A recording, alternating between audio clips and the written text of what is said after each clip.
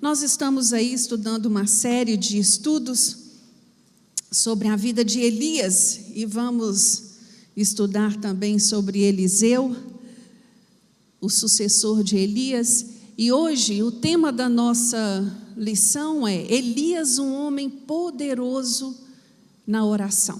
Eu queria te convidar a abrir a sua Bíblia no capítulo 18 de Elias, a partir do versículo 41.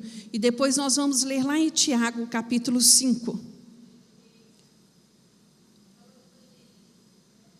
O que eu falei? Desculpa, eu tenho esse probleminha, eu tenho esse lapso, eu troco os nomes.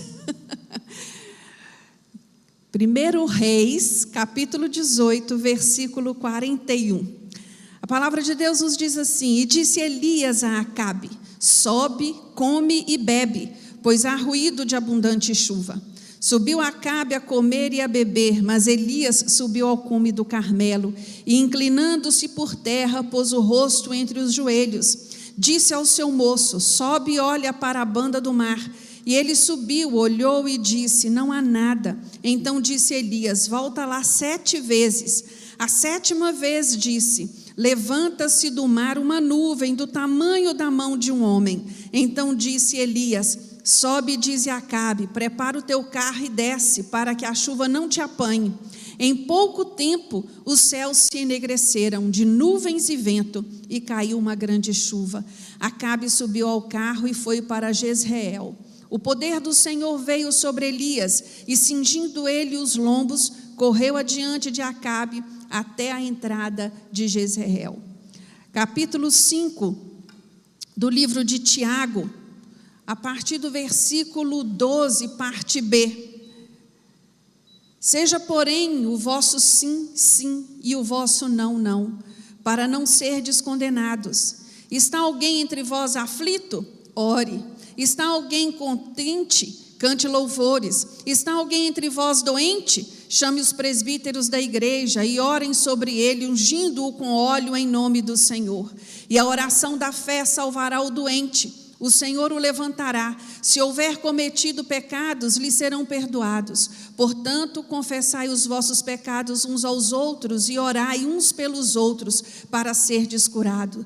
A oração de um justo é poderosa e eficaz. Elias era homem humano e estava sujeito às mesmas paixões que nós, mas orou com fervor para que não chovesse, e durante 3 anos e 6 meses não choveu sobre a terra. E orou outra vez, e o céu deu chuva, e a terra produziu o seu fruto.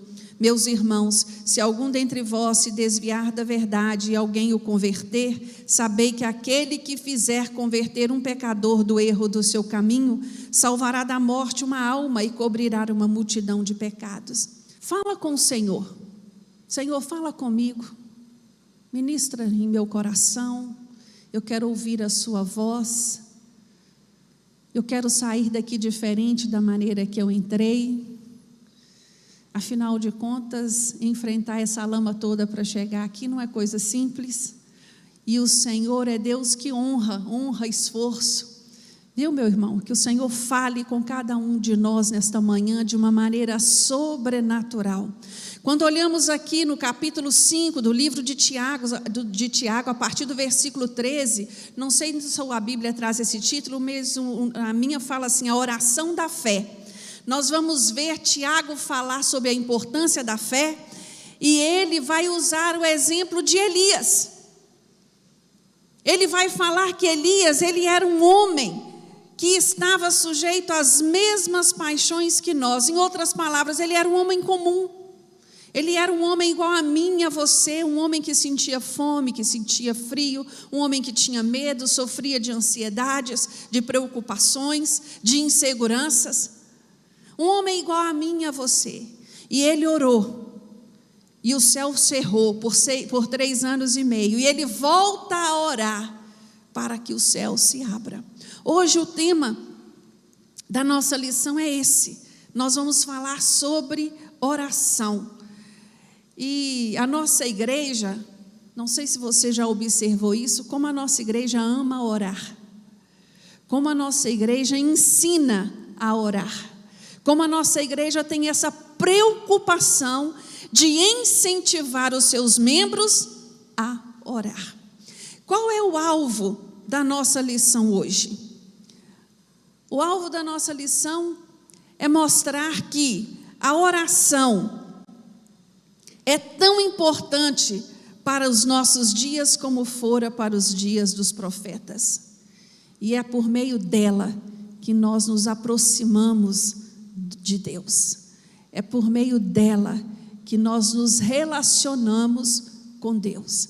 A oração, ela é uma ferramenta que o Senhor nos deu para que nós pudéssemos usá-la com poder e graça, porque a oração, ela tem poder de ir aonde nós não podemos ir.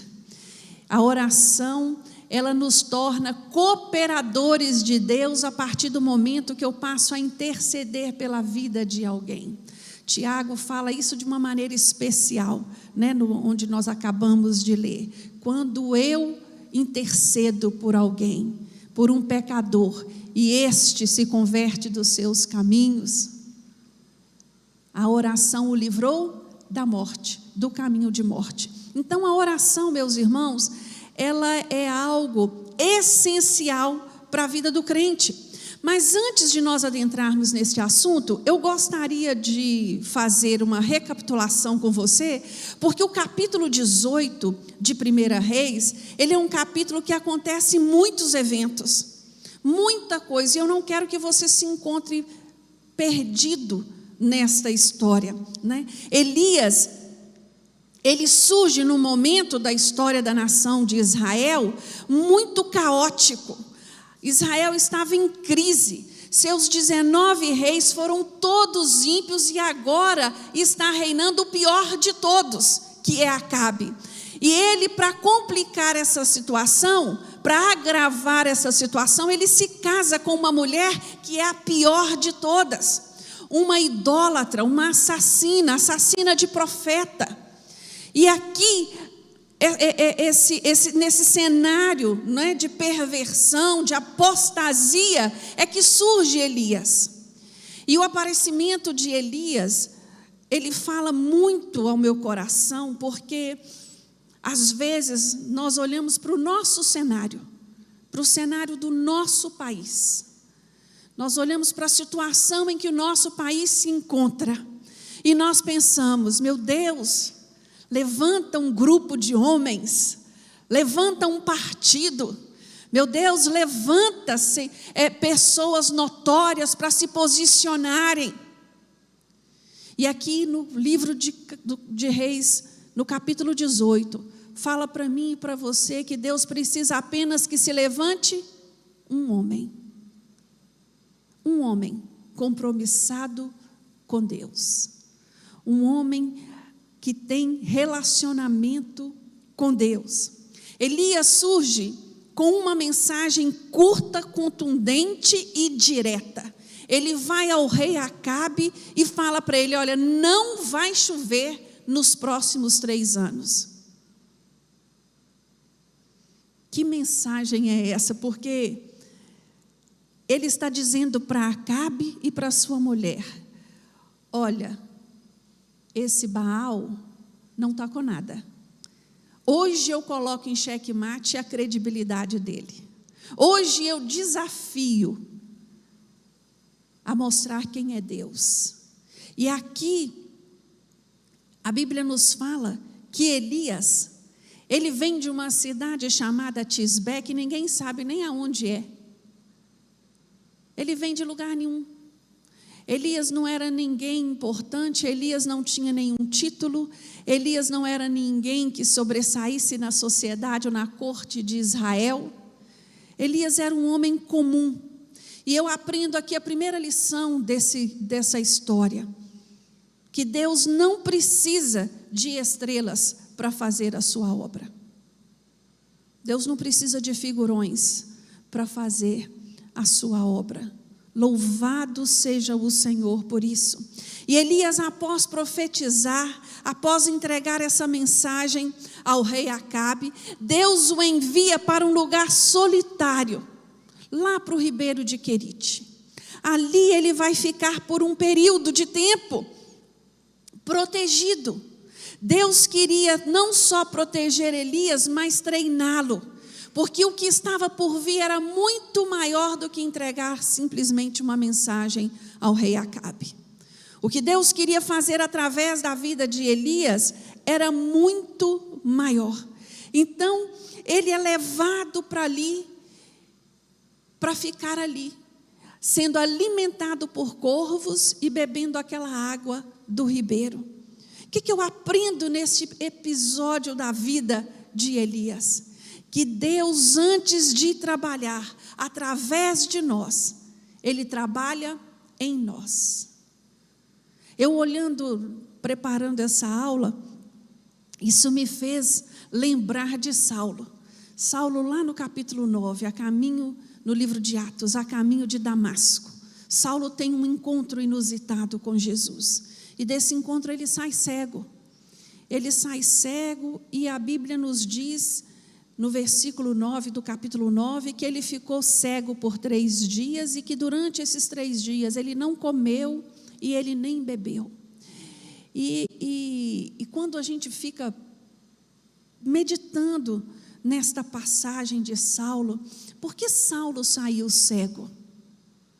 Por que Saulo saiu cego do encontro de Jesus? E o Senhor falou muito forte ao meu coração que Saulo precisava desaprender a olhar o mundo e a olhar as pessoas através dos olhos da lei. Ele precisava aprender a olhar o próximo através da prisma de Jesus, através da graça de Jesus. E esse tempo foi necessário para a vida de Paulo, porque o que Deus tinha para fazer através da vida dele era algo gigante, era algo enorme. Saulo precisava ser treinado, ele precisava aprender. É lógico que quando olhamos para a vida de Saulo, ele passou por um intensivão. Tudo com ele foi muito intenso e rápido, né? Deus tinha pressa para que as coisas acontecessem naquele tempo, né, da história da igreja. Quando voltamos aqui a Elias, depois de ficar um tempo ali, né, no ribeiro de Querite, o ribeiro seca. O ribeiro seca, e se nós olharmos, o ribeiro seca em resposta à oração de Elias, não é isso? Elias orou para que não chovesse, então o ribeiro iria secar de uma hora ou outra, e Deus o encaminha para um outro lugar. Deus o direciona para outro lugar. E quando eu penso nesse ribeiro seco, eu penso na nossa vida. Quantas vezes passamos por situações em que a água seca, passamos por desertos aonde estamos sedentos, aonde a terra do nosso coração está árida, e aqui nós encontramos este homem tendo que sair de um lugar onde ele já estava se acostumando para ir para outro. Deus o encaminha para Serepta. Irmãos, o Querite até essa cidade são 150 quilômetros de caminhada, a pé.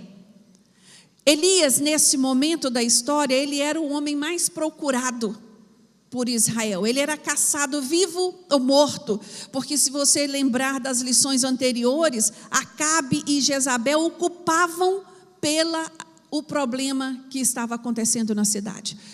Ocupavam pela seca. Então esse homem estava sendo caçado, e agora ele tem que cruzar os campos, ele tem que atravessar todo o território de Israel para chegar aonde Deus o havia enviado. A palavra Sarepta significa fundir ou refinar. O que a gente passa por uma fundição? O ouro. E ali eu entendo que Deus envia Elias para este lugar para refinar Elias. O fogo da fornalha foi aumentado, porque Elias, quando vai para Sarepta, eu penso, né? eu penso que ele pensou: agora eu vou ter um pouquinho mais de suprimento, eu vou estar um pouquinho mais cuidado. Mas ele chega em Sarepta e ele tem uma surpresa. Deus prepara uma viúva que está à beira da morte de fome para socorrer Elias. Talvez se fosse eu e você, nós iríamos chegar nessa situação e dizer: ah, não é aqui não, deixa eu procurar outro lugar, não é isso que Deus tem preparado para mim. Para Elias, irmãos, aceitar a ajuda desta viúva foi um ato de muita humilhação, porque viúva nesse tempo é quem era ajudada, viúva era quem era socorrida. E esta mulher, ao abrir as portas para Elias, ela vivenciou um milagre tremendo na sua cozinha, e depois ela vai vivenciar na vida do seu filho. Então, você vai vendo que Deus vai cercando Elias e vai mostrando Elias que quando nós estamos no lugar que Deus manda, no tempo de Deus, não falta provisão. Amém? Não falta provisão.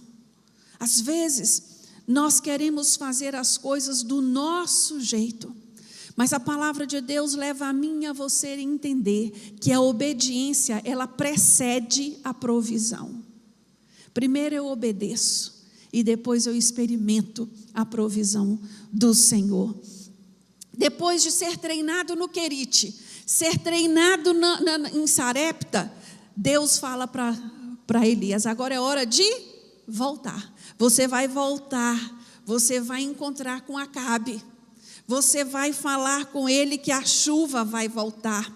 Quando você chegar lá, eu vou te dizer.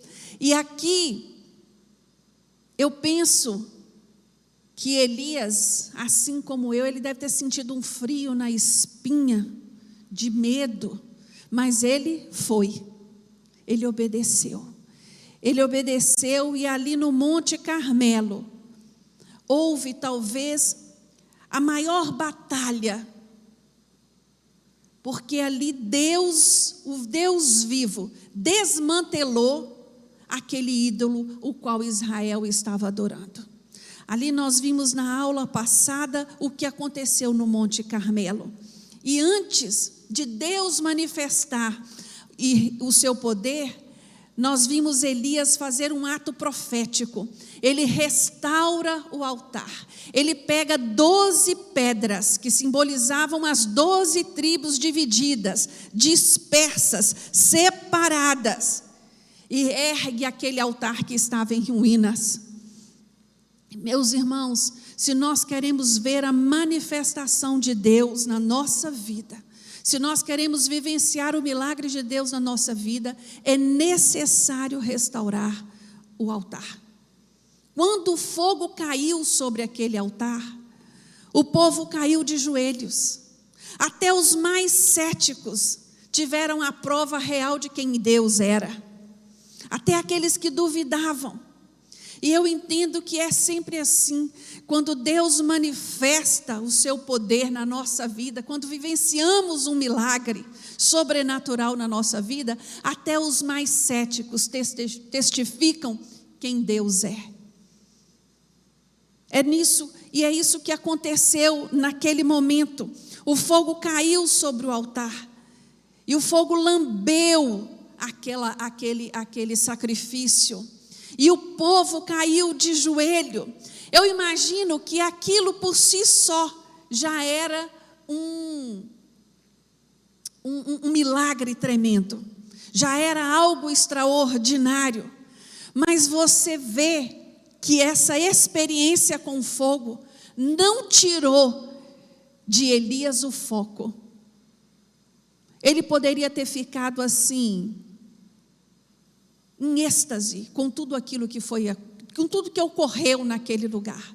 Mas ele não perde o foco. Se você abrir a sua Bíblia no versículo 41 ao 45, nos diz isso. Ele sobe, ele manda Acabe subir para comer e beber, mas ele não vai comer e beber não. Ele sobe ao monte para se inclinar na terra, para orar, para se humilhar diante do Senhor e clamar pela chuva. E é interessante que ele manda o seu servo: olha se tem algum sinal de chuva. E o servo nada. Olha 7 vezes se tem um sinal de chuva. Na 7ª vez o sinal foi o quê? Uma nuvem do tamanho da mão de um homem. E ele manda dizer a Acabe: vai lá e fala para ele correr, vai lá para ele se apressar, para que ele não pegue a chuva pelo caminho. Irmãos, a chave que libera as bênçãos do Senhor na nossa vida é a perseverança. Elias sabia que era necessário orar. Deus havia prometido a chuva, mas era necessário interceder.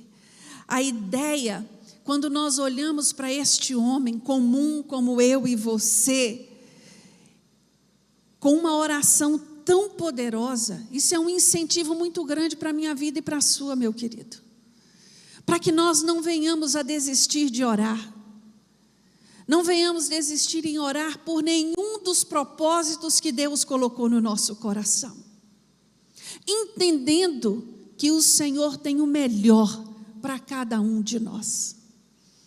Mas o nosso papel é orar.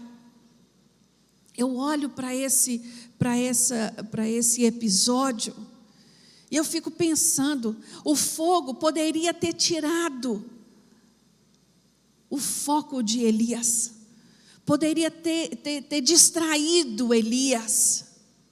Quantos de nós já experimentamos o fogo do Senhor na nossa vida? Já experimentamos o sobrenatural da nossa vida, um milagre de Deus na nossa vida. Eu tenho certeza que se eu perguntar aqui, todo mundo vai erguer a mão e vai dizer um evento sobrenatural que o Senhor proporcionou a ele. Mas isso não é empecilho para que nós continuemos buscar ao Senhor. Entendendo que necessitamos cada dia mais da provisão que o Senhor tem para nós.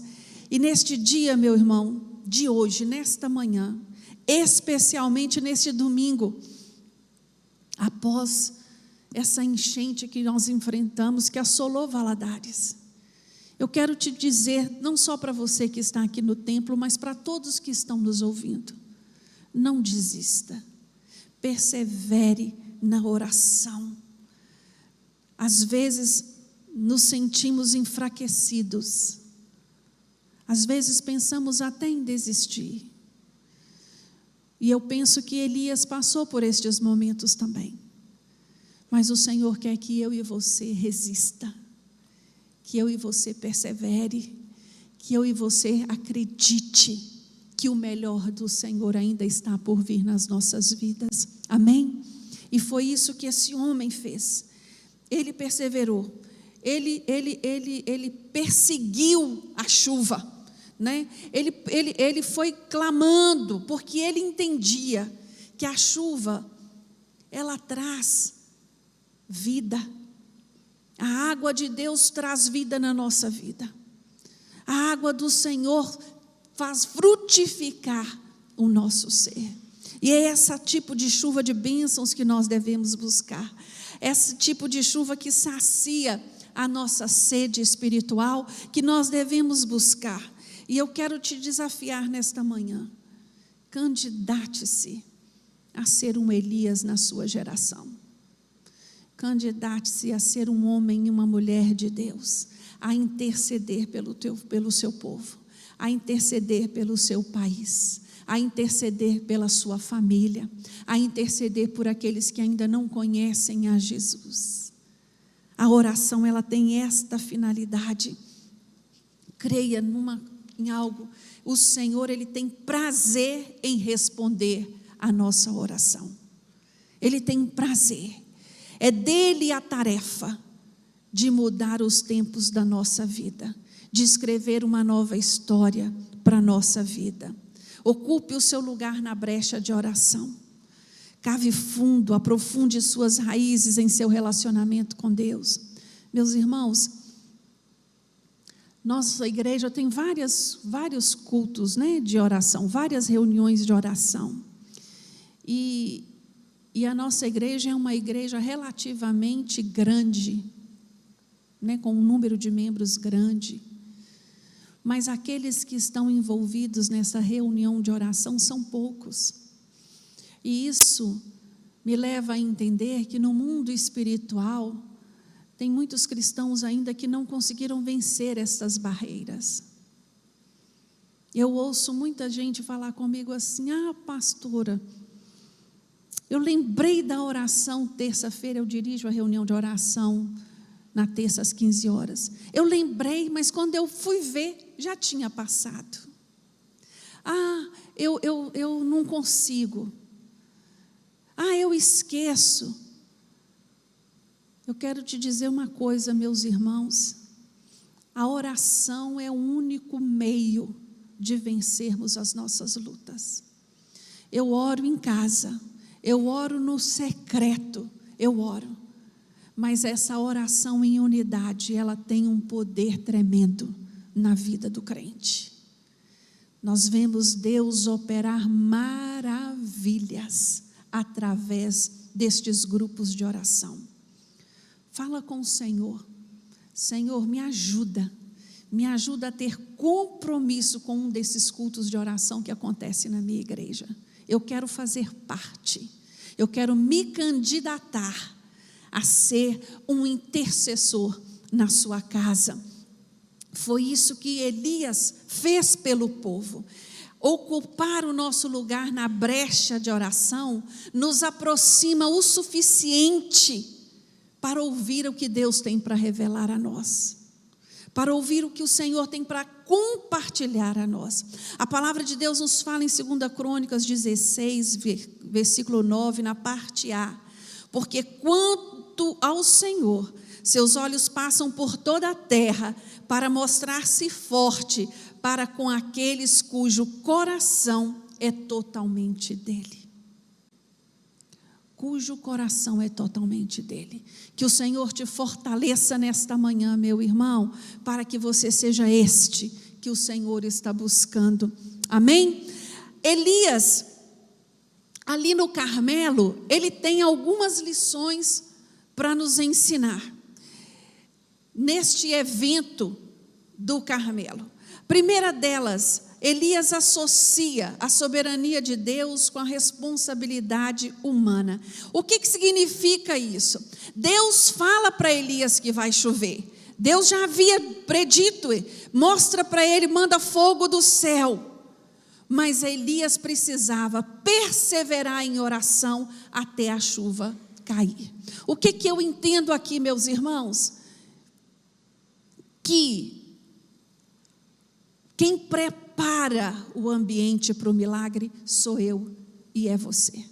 Quando eu olho para esse evento, Elias debruçado ali orando, se humilhando diante de Deus, porque se você prestar atenção na posição que ele se coloca, é uma posição até estranha. Ele abaixa e enfia a cabeça entre as pernas. Nem se eu quisesse eu conseguiria fazer isso, mas é uma posição de se humilhar diante de Deus e clamar a Deus: Senhor, o Senhor me prometeu, então eu vou ficar aqui orando até a chuva chegar. Quando eu olho para esse episódio, eu me lembro de Daniel. Daniel lá no capítulo 9, Daniel estudando os escritos de Jeremias, ele entende que o cativeiro ia durar 70 anos e que o cativeiro estava no fim. O que Daniel faz? Daniel começa a orar e ele começa a interceder. E a palavra de Deus nos fala que no versículo 3, que ele dirigiu o seu rosto ao Senhor para buscar com oração, rogos, jejum, pano de saco e cinza. Daniel entendeu que apesar de Deus ter prometido, era necessário clamar pelo retorno do povo. Meus irmãos, Deus tem feito alguma promessa na sua vida? Na minha Ele tem. E eu tenho perseverado nesta oração. tenho experimentado alguns milagres de Deus, mas eu sei que o Senhor tem outros maiores ainda para conceder a minha vida e a vida da minha família. Não desista de orar, persevere. Não desista de buscar pela salvação dos filhos, não desista de buscar pela salvação dos cônjuges, não desista de buscar pela salvação financeira, não desista de buscar, mesmo que tudo pareça caótico, como se encontrava este tempo da nação de Israel. Deus levantou um para que aquilo mudasse, para que aquela história mudasse. Que o Senhor possa levantar você na sua casa, que seja só você, que você persevere buscando ao Senhor. Meus irmãos, Deus promete o milagre, mas quem prepara o ambiente sou eu e você. Elias anda segundo a agenda de Deus. Quando olhamos para o Carmelo, nós vemos Deus, primeiro no capítulo 17, Elias aparece, não vai chover mais. Depois Deus manda Elias se esconder. Depois Deus manda Elias para Sarepta. Depois Deus manda Elias voltar novamente a ter um encontro com Acabe. Eu percebo aqui um homem sempre pronto a obedecer a Deus, disponível à ordem de Deus, sempre atento ao que Deus o ordenara e cumprir. Hoje, o que nós mais precisamos, a igreja de hoje, são cristãos que simplesmente obedeçam à palavra de Deus. Eu fico olhando, Deus manda no universo, Deus manda no sol, Deus manda na lua, Deus manda no mar, na chuva, na mula, Deus manda nos demônios, nos anjos, mas quando Deus manda você resiste em obedecer. Deus manda você se santificar. Deus manda você fugir da aparência do mal. Deus manda você resistir às tentações, mas você escolhe brincar com o pecado. Meu irmão, a palavra de Deus nos fala em 1 Samuel 15, 22, que obedecer é melhor que sacrificar. Peça ao Senhor um coração obediente. Peça ao Senhor: Senhor, eu quero te obedecer incondicionalmente. Eu quero te obedecer. Às vezes é fácil, irmãos. Obedecer quando tudo está tranquilo é simples. Obedecer às ordens de Deus que estão de acordo com a minha vontade é fácil. Mas obedecer quando eu sei que eu corro risco de morte, que eu corro risco de rejeição, aí que é difícil. Aí que a coisa fica estreita. Elias, ele confrontou não apenas o rei, mas ele confrontou o rei, o povo e os profetas. Ele não se intimidou, ele não negociou sua consciência, não vendeu seu ministério, ele não procurou ser popular, mas sim ser fiel àquele que o chamou. Elias diz ao povo que obediência dividida é tão errado como a idolatria declarada. Nós devemos que prestar muita atenção, porque às vezes desejamos obedecer uma parte da palavra de Deus, a parte que eu concordo, a parte que me agrada.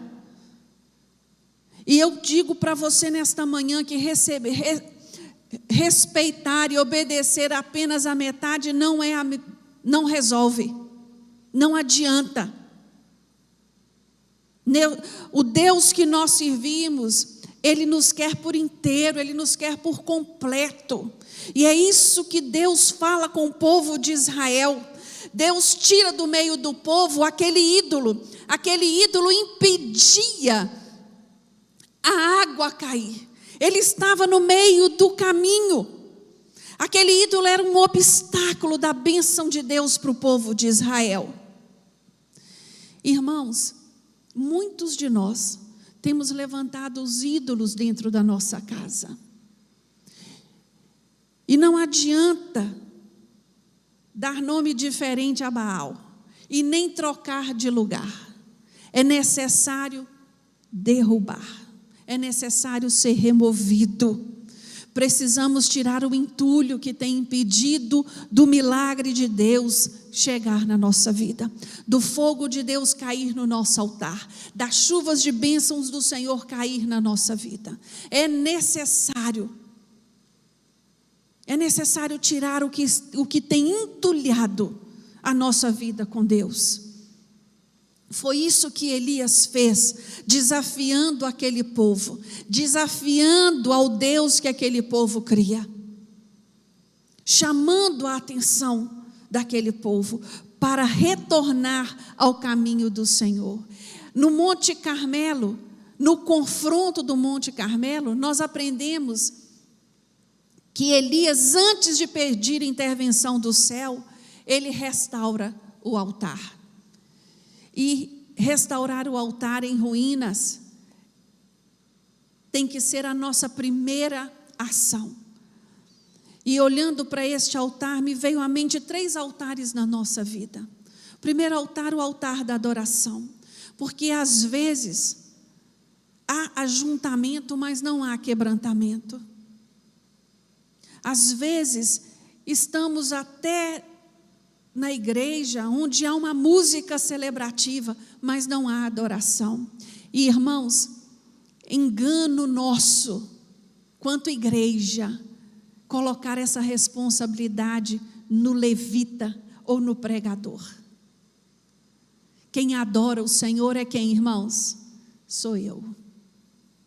Quem adora, quem louva, sou eu.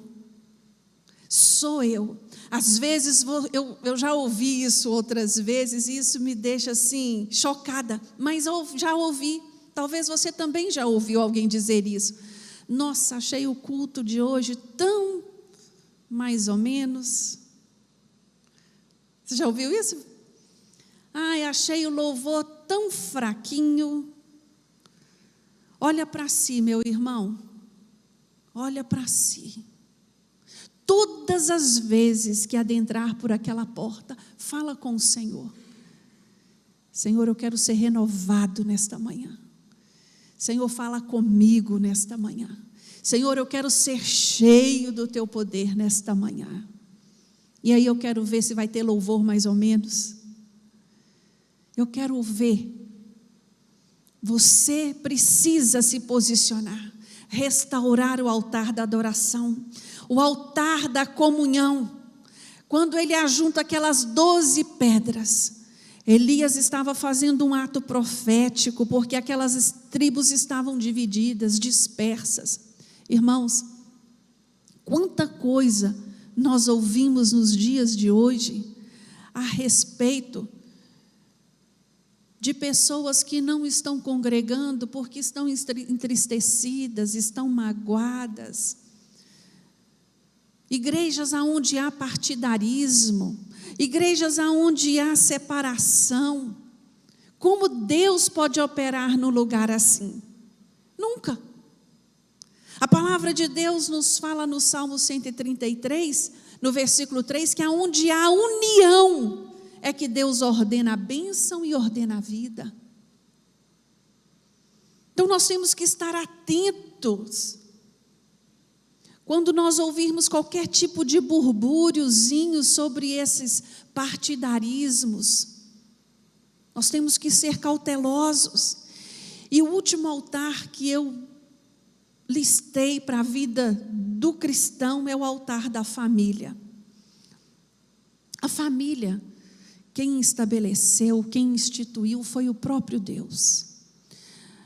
Eu entendo que olhando para essa geração de hoje, eu penso que a família nunca foi tão bombardeada por Satanás como nos dias de hoje. Ele tem levantado modelos contrários aos princípios que Deus estabeleceu para a família.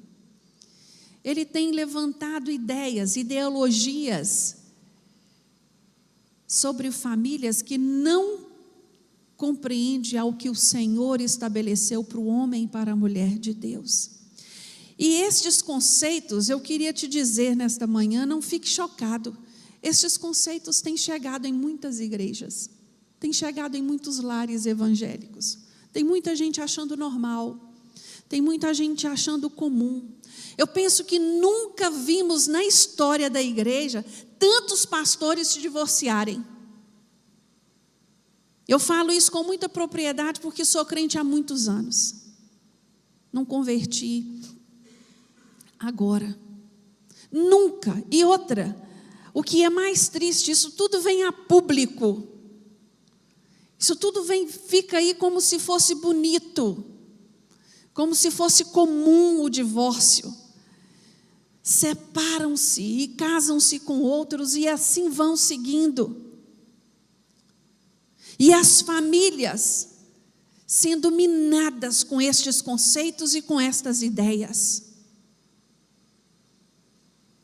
Muito cuidado. Nós precisamos, esse compromisso é meu e seu, restaurar o altar da adoração, o altar da comunhão e o altar da família.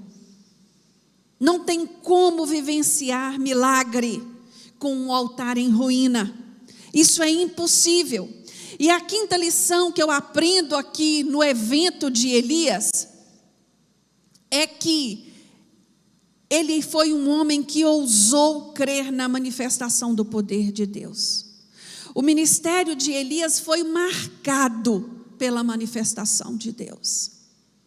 Não se acostume com as manifestações de Deus na sua vida de anos atrás. Anseie por isso. Deseje isso, busque isso para a sua vida diariamente. Nós necessitamos do fogo de Deus. Elias orou para que não chovesse, não choveu. Elias foi para um riacho e ali ele foi alimentado por corvo. Nunca houve registro anterior que isso fosse possível, mas ele vivenciou esse milagre, ele não passou fome. Esses pássaros levavam comida para ele todos os dias. Não me pergunta como nem onde eles buscavam, mas a Bíblia diz que ele levava e eu creio.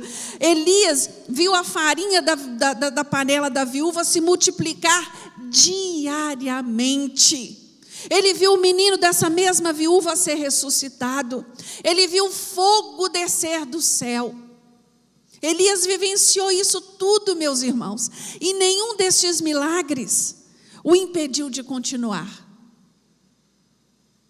Nenhum desses milagres o satisfez a tal ponto dele dizer assim: ah, não, agora eu já vi fogo cair do céu. Beleza, está tudo bom para mim.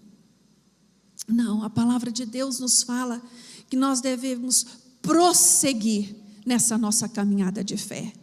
Nós devemos continuar buscando a Deus incessantemente. E nessa busca, nessa caminhada, nós precisamos vivenciar os milagres de Deus. Nós precisamos reconhecer o milagre de Deus nos mínimos detalhes. Neste exato momento, existem pessoas lamentando as suas perdas, olhando por um lado que não leva a lugar nenhum. Poxa vida, passamos por 2 anos de pandemia, agora vem essa enchente e acaba de acabar. Eu quero te dizer nesta manhã, peça ao Senhor inteligência emocional para lidar com os desafios que a vida tem colocado à sua porta. Louve a Deus, dê graças ao Senhor porque você levantou nesta manhã. Louve ao Senhor porque você teve a oportunidade de estar aqui. Agradeça a Deus porque esta porta está aberta. Ah, meus irmãos, motivos não nos faltam para agradecer e bendizer ao Senhor. Não olhe só para as perdas, olhe para aquilo que Deus tem feito. Agradeça ao Senhor. Muitos têm vivido uma vida sem expectativa de milagre nenhum. Como eu, cristã, eu posso viver assim? É como se estivessem vivendo a teologia de Marta. Marta, ela cria que Deus fez, e que ela cria que Deus também faria, mas que não era capaz de fazer naquele momento. Foi essa a conversa dela com Jesus. Se o Senhor estivesse aqui, quando ele esteve doente, ele seria curado. Eu sei que ele vai ressuscitar quando todos os mortos ressuscitarem. E Jesus estava dizendo a ela outra coisa. É para hoje o milagre que eu tenho para a sua vida, Marta. É para hoje o que eu tenho para fazer. Ah, meus irmãos, quando eu olho para esse evento do Carmelo, esse evento tem tanto para nos ensinar, tanto para nos falar, mas a aula de hoje, o tema da aula de hoje é oração. E eu gostaria de levantar 3 questões sobre oração com você, para que nós tenhamos esse entendimento deste assunto que é tão pertinente para a vida do crente. A primeira pergunta que eu tenho para te fazer é: você sabe dizer o que é orar?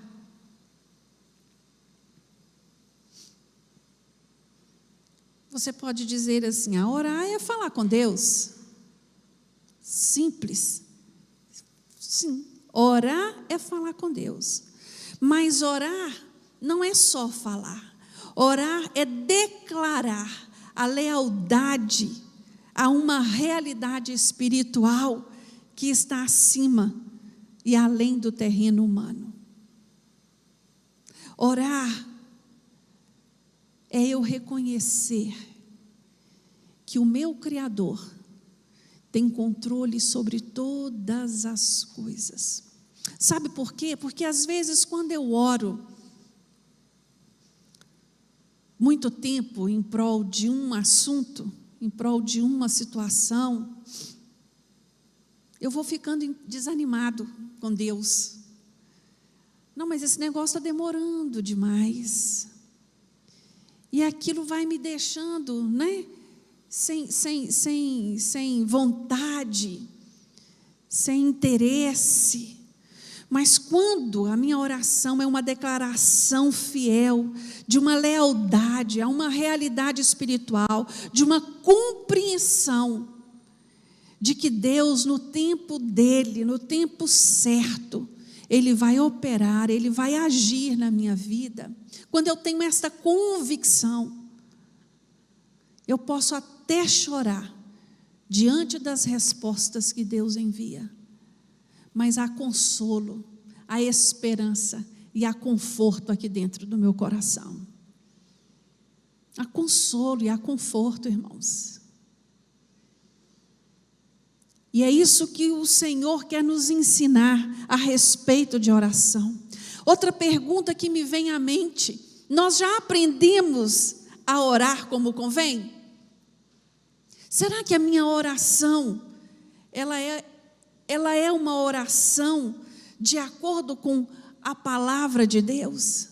De acordo com como Jesus nos ensina a orar? De acordo com esses homens de experiências tremendas na oração, registradas na Bíblia, eles têm me ensinado? Porque quando eu olho para a palavra de Deus, lá em Romanos 8, 26, está escrito assim: e da mesma maneira também o Espírito ajuda as nossas fraquezas, porque não sabemos o que havemos de pedir como convém, mas o mesmo Espírito intercede por nós com gemidos inexprimíveis. Com gemidos inexprimíveis. Eu penso, meu irmão, que a primeira oração que nós devemos fazer ao Senhor diariamente é essa: me ensina, me ajuda a orar, Senhor. Me ensina a orar de acordo com a Tua palavra. Me ensina a orar de acordo com a Tua vontade. Porque quando a nossa oração se encontra com a vontade de Deus, os céus se abrem. E às vezes nós oramos até bastante, mas olhando só para nós, só para nós. Não que não tenhamos que apresentar as nossas petições, as nossas necessidades ao Senhor, não é isso. Mas a palavra de Deus, ela é clara: buscai primeiro o reino de Deus, e todas as outras coisas vos serão acrescentadas. Amém?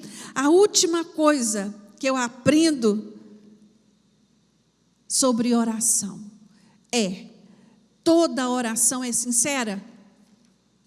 Às vezes não, nem sempre. Quando olhamos para os sacerdotes de Baal, eles oravam aquele ídolo. Quantas pessoas oram a ídolos? A oração sincera, ela tem que ter, não é só palavras bonitas, mas ela tem que vir de dentro da alma. Às vezes oramos mecanicamente, às vezes oramos por obrigação, por religiosidade, esquecendo da importância daquele momento que tiramos para falar com o Senhor. E aqui eu não quero entrar no mérito de dizer quanto tempo, qual a posição que eu devo, nada disso. Mas o momento que você tirar para falar com Deus, que você pare, não só para falar, mas para ouvir, porque a oração, ela é uma comunicação. Ela é uma comunicação, ela não é um caminho de mão única. Eu falo com Deus, mas eu também ouço Deus falar comigo. Para concluir, meus irmãos, eu queria deixar claro para você nesta manhã, que talvez ainda tenha dúvidas a respeito da oração, ou que talvez ainda não se posicionou num compromisso em buscar a Deus, em orar ao Senhor. Às vezes a sua oração ela é muito aqui na igreja só, mas na sua correria, no seu dia a dia, você não tem essa prática. Eu quero te dizer nesta manhã que a maior lição que nós aprendemos com Elias, todos nós que amamos ao Senhor e que temos uma vida de oração, Ele tem reservado para nós uma força divinamente concedida e um suprimento para aqueles que oram. O Senhor é Ele que responde às nossas petições, é Ele que envia socorro. As vitórias que experimentamos é resposta de oração, é resposta de oração. Elias, ele nos ensina que a oração deve ser um exercício diário para nos manter com uma vida transparente diante do Senhor. Quem ora a Deus, quem tem vida de oração com o Senhor, ele é renovado. E isso é tremendo, porque a esperança no seu coração é renovada, suas forças são renovadas, mesmo diante das dificuldades, mesmo diante das lutas, mesmo diante do caos. Que o Senhor nesta manhã traga paz ao seu coração e que te levante para ser um intercessor pela sua casa, pela sua família, pela sua igreja, no nome de Jesus. Amém? Vamos ficar de pé um pouquinho? Já ficamos muito tempo sentados, né? Hoje, eu queria te convidar agora a trazer na sua memória alguém que precisa muito da sua oração. Alguém que Deus tem te levantado para interceder por ele. Pessoas talvez até que você nem conheça, né? Nesse período aí de enchente, eu tenho certeza que você se pegou muito tempo orando pelas pessoas que foram atingidas pelas águas, orando pelas pessoas que perderam os seus bens, orando pelas famílias que foram desabrigadas, orando pelas famílias que foram desalojadas. Essa semana foi assim que passamos essa semana, socorrendo os vizinhos, ajudando uns aos outros. Que coisa maravilhosa, Deus ter nos proporcionado essa condição, saúde e força para fazermos isso. Então que agora neste momento você dobre a sua cabeça, feche os seus olhos, apresente as pessoas às quais você tem intercedido ao Senhor. A palavra de Deus nos fala que a oração do justo vale muito nos seus efeitos. Deus, nós queremos te louvar e te bendizer mais uma vez nesta manhã. Meu Deus, muito obrigado por estarmos aqui reunidos na tua casa. Meu Deus, muito obrigado por este tempo na tua presença. Obrigado pela comunhão, Senhor. Obrigado pela oportunidade de vermos tantos irmãos aqui reunidos. Obrigado, Deus, por aqueles que estão nos assistindo através da internet nesta hora. Visita cada lar, cada família que não pôde estar aqui neste dia. Oh Deus, o Senhor conhece a necessidade de cada um deles. A tua palavra nos diz assim, que o Senhor conhece o lugar, conhece o nome de cada um de nós. Por isso eu te peço nesta manhã, Senhor, envia socorro a estas famílias que necessitam de um milagre eminente da parte do Senhor.